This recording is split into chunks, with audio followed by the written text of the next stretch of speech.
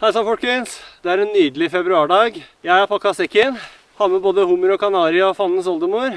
Bli med på tur da! Bli med på tur da!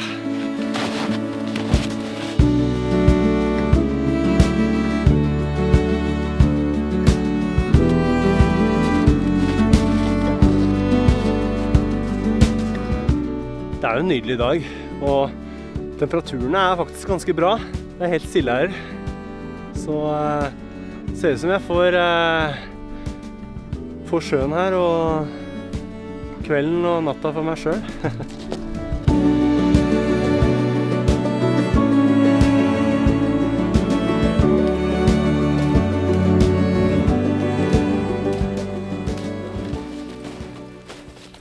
Det skal egentlig bli ganske digg å få av jakka, for den er veldig varm.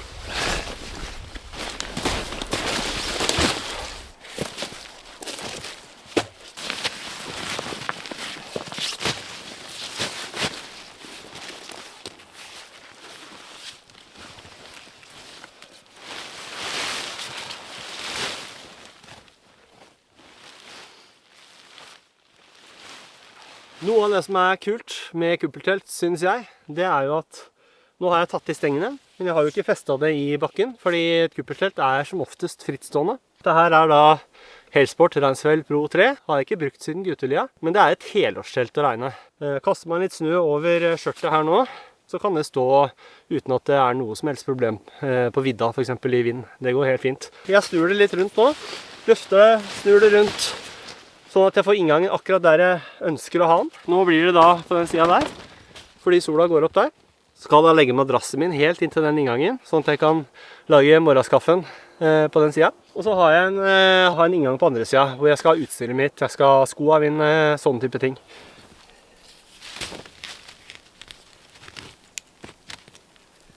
Litt tid tar det jo å komme i ordning. Noen av bardunene var litt korte, så jeg måtte faktisk stjele et par barduner fra tarpen. Har en sånn fiffig liten sak som ser sånn her ut. Kanskje litt vanskelig å... Hvis jeg gjør sånn, kanskje du ser. Det er på en måte en slags karabin, bare at man trer en tråd gjennom her, og så drar den ut andre siden, og så blir den stram av seg selv. Så er det bare å løfte den, og så drar du tråden ut igjen. Så du slipper å ta noen knuter. Jeg har 2 sånne, så jeg skal ta en i hver ende for å få dratt tarpen stram. Og så bruker jeg vanlige barduner og fester de i bakkant etterpå. Fiffig. Veldig kjekk. Da ligger jeg innenfor åpningen på solsida, eller bålsida. Og så har jeg alt utstyret bak meg. Og det er også inngangen jeg går inn. Ser du litt av tarpen? Den er liksom akkurat over inngangen, så den skjermer litt. Samme gjelder her. Dette blir bra. Dette her gleder jeg meg til. Nå begynner det å bli litt dunkelt lys ute, og jeg begynner å bli veldig sulten. Skal jeg få hengt opp den her? Akkurat nå så viser den egentlig bare -5. Kan det stemme? Kanskje, altså. Jeg får henge den her i åpningen, så får jeg følge med litt. Det er alltid gøy å følge med på temperaturen. I en sprint hvor det er såpass tette dueller, Johannes har det ekstreme nivået.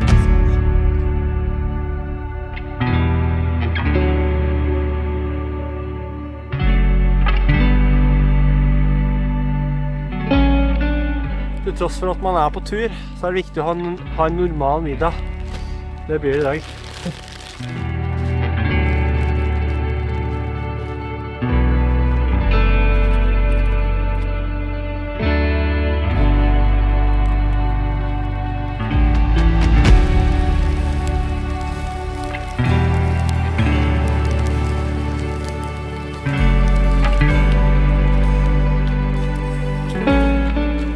Og mens det der godgjør seg, så har jo min bedre halvdel, min kjære kone, hun har jo laget ferske, grove rundstykker.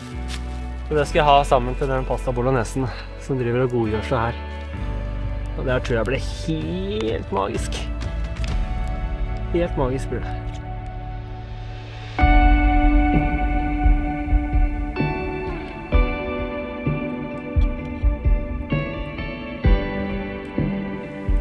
Akkurat nå er jeg veldig fornøyd med at jeg har tatt turen ut. Skål da!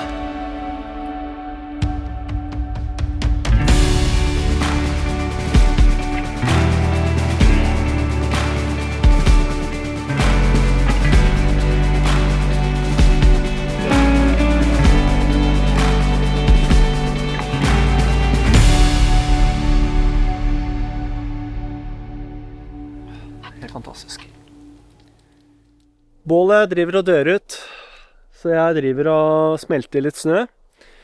Sånn at jeg bare kan ligge i posen i morgen tidlig og lage meg frokost uten å gå ut og smelte og koke. Fyll på flaska så den er full. Bare holde den varm gjennom natta, kanskje ha den i posen, vi får se. Men nå er det helt mørkt her. Nå ser jeg ingenting nesten. Så nå skal jeg straks krype inn i teltet, og så skal jeg kose meg der. Fra individuell konkurranse og videre til blandet lag. Meget bra hopp fra Nikaido og litt lettere forhold, vi må si det. Så sånn sett så er det ikke sånn kjempestor forskjell. Nå ble det brått litt damp inni her, men det blir det fort på vinterstid. Snacksen blir roasted mix, nøtter, usalta, og så, ja, slå til med en rett i koppen kanskje. Man er på tur, det handler om å kose seg mest mulig. Så er det natta. Det har vært en kjempefin dag og kveld, så nå gleder jeg meg egentlig til å sove. Det er rart med det, hvor trøtt man blir og hvor tidlig man legger seg når man er på tur. Jeg tenker det er et godt tegn. Så ses vi i morgen.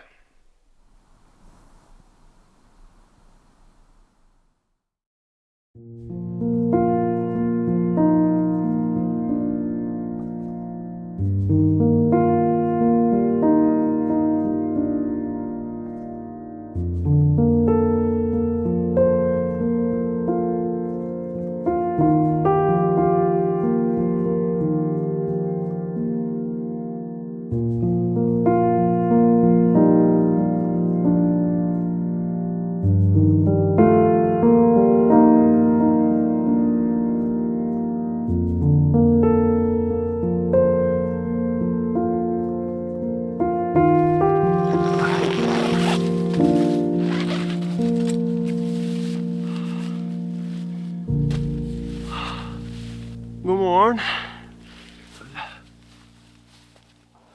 12 minus. Veldig varmt og godt i posen, men man kjenner at man blir fort kald på hendene. Det er bare å få i gang en kaffe, altså.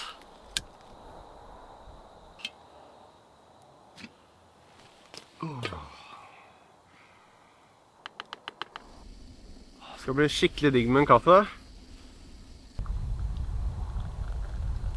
Jeg har egentlig sovet veldig godt i natt. Våkna første gang klokka 3. Måtte slå lens. Sitter langt inne og går ut av posen når den er varm og god, men det tar ofte ikke lang tid før man begynner å fryse hvis man ikke bare tar turen med en gang. Deretter så gikk jeg posen igjen og våkna andre gang 6:15. Og etter det så har jeg egentlig bare ligget her i posen. Eller for de av dere som driver med YouTube da, så vet dere jo det at det kameraet der har ikke kommet dit av seg selv. Så er det også sagt. Men det er deilig da, kunne bare ligge her i posen og kose seg med kaffen på morgenen. Det er klarvær. Ser faktisk ut som det kan bli litt sol, altså. Det har vært helt fantastisk.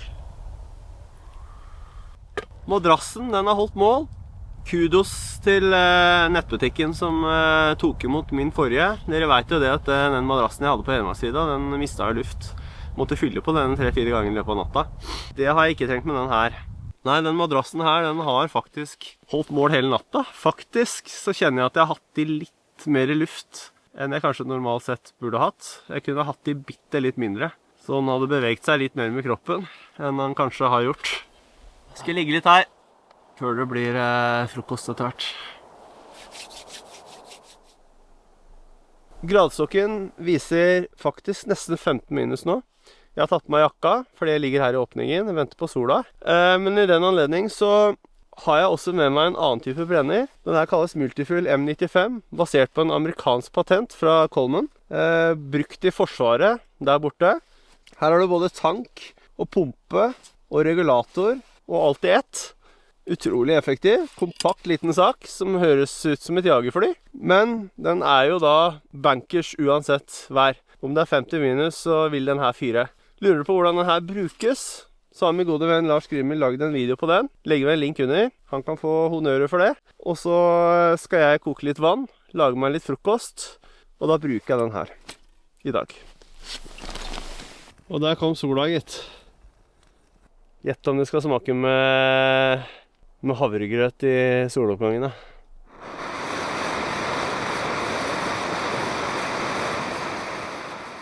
Da har havregrøten trekt.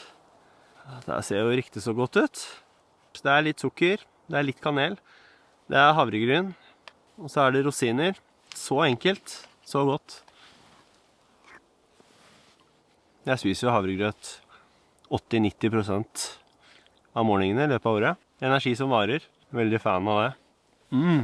Deilig. Ekstra deilig da, å få den sola inn her, akkurat som planlagt. Det er deilig når ting går som planlagt. Det er jo ikke alltid det skjer. Man må alltid ha et underliggende forbehold om at det kan gå skeis i ny og ne. Men denne gangen så var det en av de gangene hvor det klaffa, gitt. Er du en person som drømmer om å ta akkurat en sånn type tur? Ikke overtenk det. Ha en varm nok sovepose. Ha et varmt nok liggeunderlag. Et med litt høy R-verdi som tåler å brukes på vinterstid. Et telt er ikke et must. Du kan ta en gapehauk. Du kan bruke en tarp.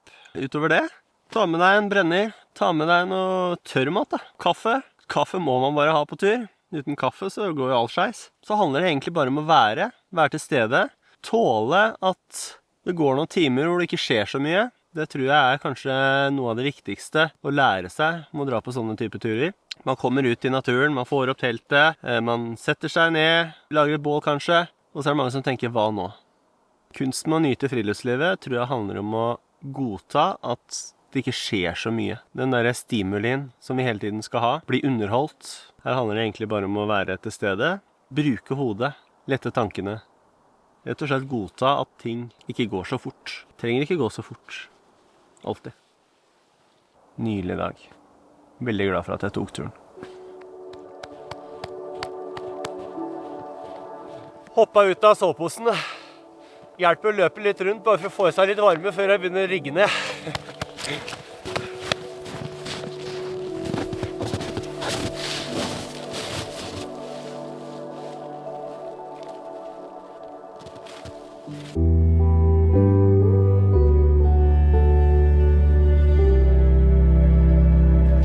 Kalde hender og selvfølgelig oppbevaringsposer som er alt for små.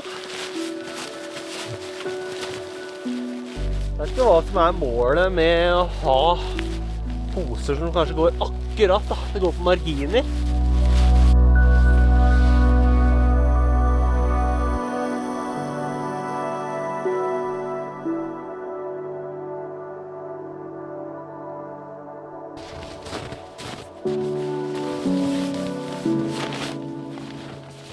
Det var 60% av sekken, men ja, etter min mening verdt det.